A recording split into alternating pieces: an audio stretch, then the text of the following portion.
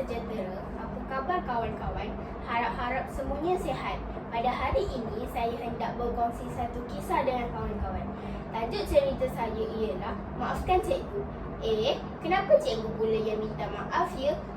Kalau kawan-kawan semua hendak tahu, marilah dengar cerita saya. Kawan-kawan yang saya hormati, kisahnya adalah tentang seorang anak yatim. Namanya Amir. Ayahnya telah meninggal dunia sejak ia masih kecil lagi. Untuk menyara kehidupan mereka, ibunya telah mengambil upah melebas kebun dan menjual kuih. Namun, Amir tidak pernah mengeluh.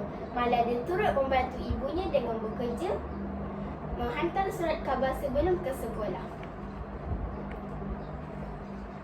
Baiknya Amir itu kan kawan-kawan. Seperti biasa, pada pagi itu, Amir mengambil basikalnya laju-laju, berpeluh-peluh badannya. Amir bimbang akan bertembung dengan Cikgu Hakim, guru disiplinnya di sekolah. Mendengar namanya sehari sudah cukup membuat pelajar-pelajar kecut perut. Apatah lagi bersemuka dengannya. Seramnya. Ingatlah ya kawan-kawan, datang lambat ke sekolah bukan sikap yang baik. Ketika Amir sampai di sekolah, jam tangan Amir menunjukkan pukul 8.30 pagi. Dengan langkah yang tergesa-gesa, Amir pun menunjuk ke kelasnya. Tiba-tiba, Amir! Nama Amir dipanggil. Panggilan itu lantas mematikan langkahnya. Degup jantung Amir bertambah kencang.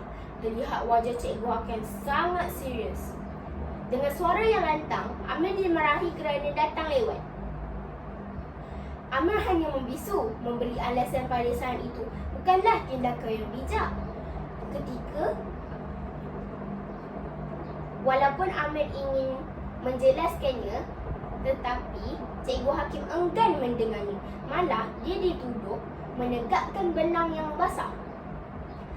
Kawan-kawan sekalian hendak tahu apa yang berlaku selepas itu? Apa lagi? Amir dibawa ke bilik guru disiplin untuk diberi surat amaran untuk disampaikan kepada ibunya. Amir pun menerimanya dengan sedih. Berat mata memandang, berat lagi bahu memikul. Amir kecewa kerana dituduh sebagai pelajar yang malas. Padahal dia bukanlah seperti apa yang disangkakan. Rakan-rakan Amir juga sering mengejeknya kerana selalu didenda atas kelewatannya sampai ke sekolah. Setelah sesi persekolahan tamat, Amir pun terus pulang ke rumah. Selepas selesai solat, Amir pun terus pergi ke dapur kerana perutnya terasa terlalu lapar.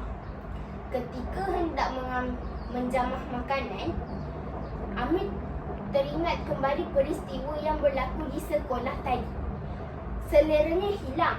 Amir membuat keputusan untuk ke kebun Pak Megat untuk berjumpa dengan ibunya.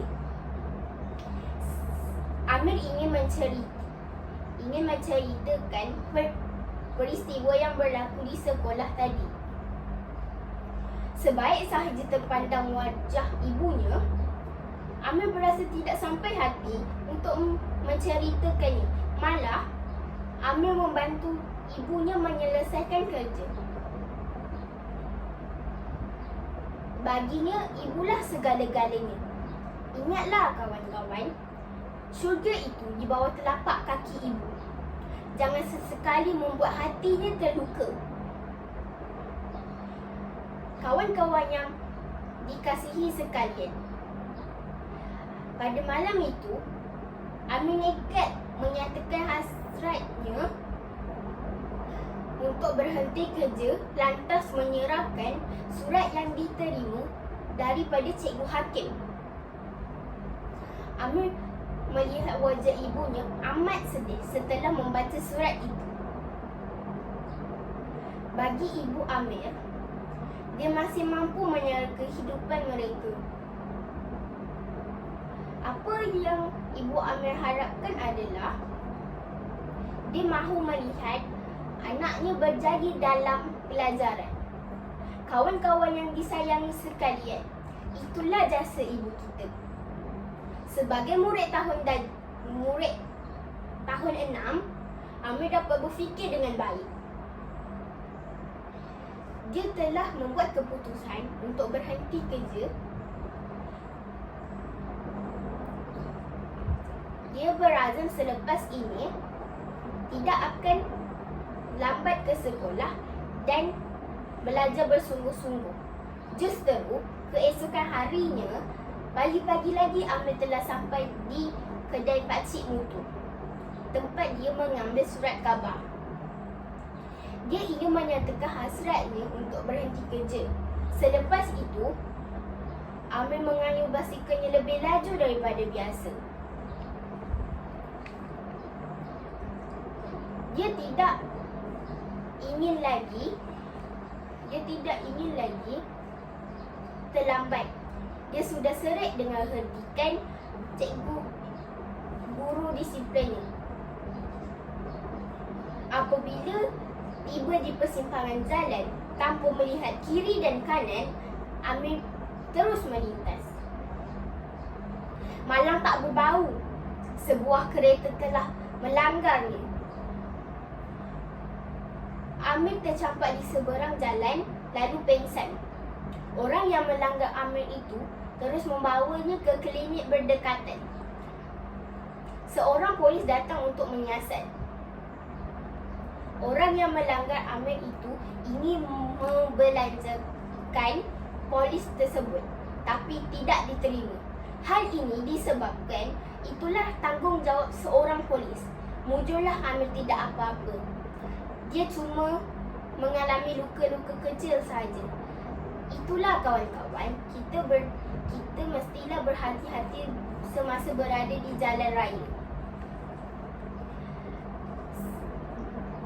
Tidak lama kemudian, Amir tersedar dan terkejut melihat Cikgu Hakim berada di sisinya. Dengan muka yang mesra dan ikhlas, Cikgu Hakim meminta maaf atas kecuaiannya menyebabkan Amir tercedera. Maafkan Cikgu, Amir.